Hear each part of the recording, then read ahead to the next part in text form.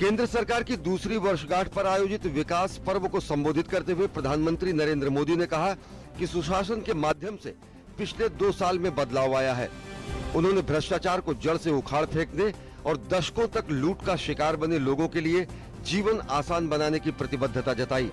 समारोह में मंत्रिमंडल के विभिन्न मंत्रियों ने अपने अपने मंत्रालय की उपलब्धियां गिनाई। प्रधानमंत्री नरेंद्र मोदी ने कहा कि 2 वर्ष पहले देश ने जो जिम्मेदारी दी थी उसका लेखा जोखा होना चाहिए।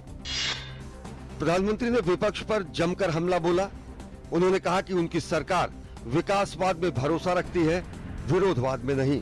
सरकार की उपलब्धियों को लोकतंत्र के लिए प्रधानमंत्री ने जरूरी बताया, लेकिन निराशा का झूठा माहौल बनाने के खिलाफ भी चेतावनी दी। प्रधानमंत्री ने कहा कि विरोध करना राजनीतिक कारणों से जरूरी है, लेकिन एक तरफ विकासवाद है तो दूसरी तरफ विरोधवाद।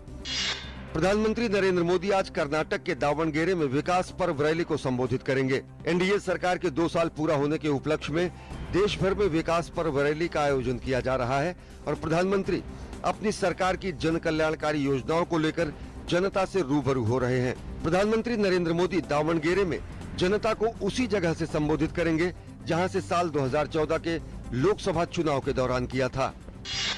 केंद्रीय वित्त मंत्री अरुण जेटली ने कार्यक्रम में कहा कि सरकार विदेशों में जमा काले धन का पता लगाने का हर संभव प्रयास कर रही है।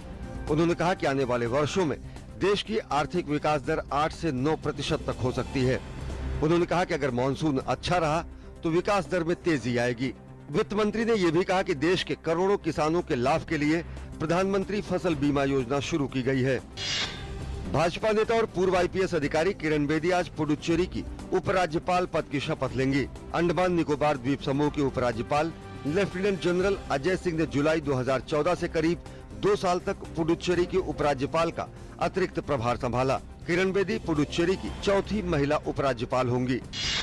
केंद्रीय वित्त मंत्री अरुण जेटली जापान के 6 दिवसीय दौरे पर हैं।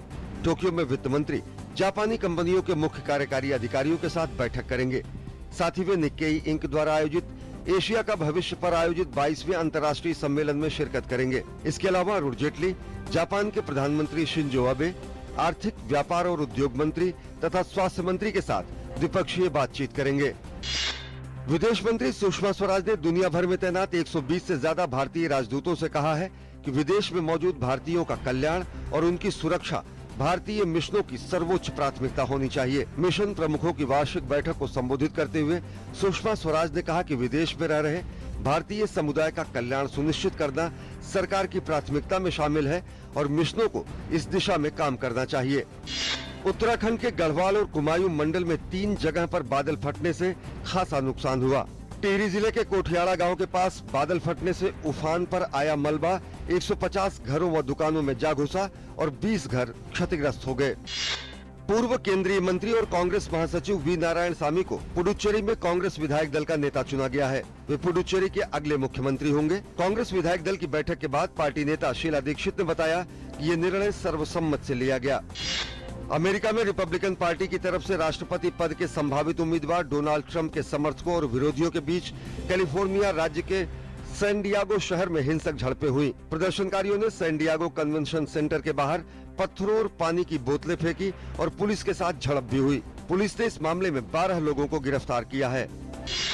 दोबारा इस्तेमाल किए जाने वाले प्रायोगिक प्रक्षेपण यान RLV-TD का सफल परीक्षण करने के बाद इसरो एक और मुकाम हासिल करने के लिए अग्रसर है। भारतीय अंतरिक्ष अनुसंधान संगठन जून में एक ही मिशन में 22 उपग्रहों का प्रक्षेपण करेगा। भारतीय अंतरिक्ष अनुसंधान संगठन के अध्यक्ष किरण कुमार ने कहा कि संगठन अगले महीने एक ही मिशन के अंतर्गत 22 उपग्रह छोड़ेगा।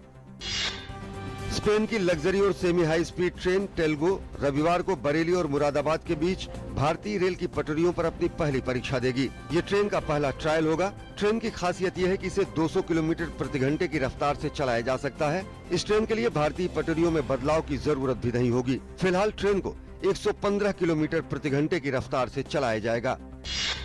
विश्व स्वास्थ्य संगठन WHO ने जीका वायरस को लेकर रियो डी जेनेरो में होने वाले ओलंपिक खेलों के स्थान और समय में बदलाव की चिकित्सक और वैज्ञानिक समुदाय की मांग को अस्वीकार कर दिया है। इससे एक दिन पहले अंतर्राष्ट्रीय चिकित्सकों, वैज्ञानिकों और शोधकर्ताओं के करीब 150 प्रतिनिधियों ने एक खुले पत्र में आशंका जताई थी कि इन खेलों के लिए 5 लाख लोग आएंगे और इससे जीका वायरस के दुनिया भर में तेजी से फैलने की आशंका होगी।